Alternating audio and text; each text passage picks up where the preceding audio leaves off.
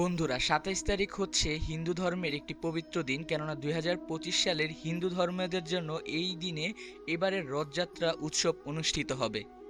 আজকে আমি ঢাকার স্বামীবাগ থেকে ঢাকেশ্বরী মন্দির পর্যন্ত যে রথযাত্রা অনুষ্ঠিত হয় সেই রথযাত্রার অনুষ্ঠানের অংশগ্রহণ করব এবং আপনাদেরকেও দেখাবো কেমন হয় ঢাকার রথযাত্রা উৎসব।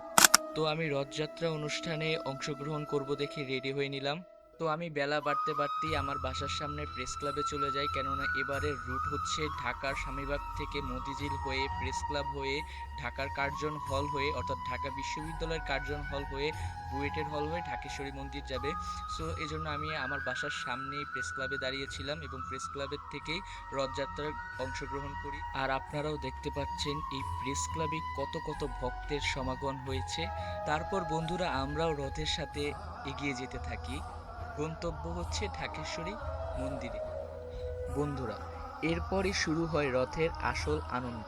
রথযাত্রায়, বিশেষ করে ঢাকার রথযাত্রায় আপনি দেখতে পারবেন একটু পর পরই কিছু কিছু ছোট ট্রাক থাকে এবং এই ট্রাকগুলোতে বক্স থাকে এবং এই বক্সে হরিনাম বাজানো হয় এবং অনেক অনেক ভক্তরা এই সকল হরিনামে মেতে ওঠেন।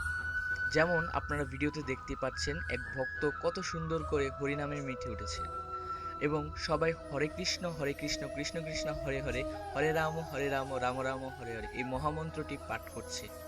একটু পর বন্ধুরা আমি নিজেও মেতে যাই হরিনামে।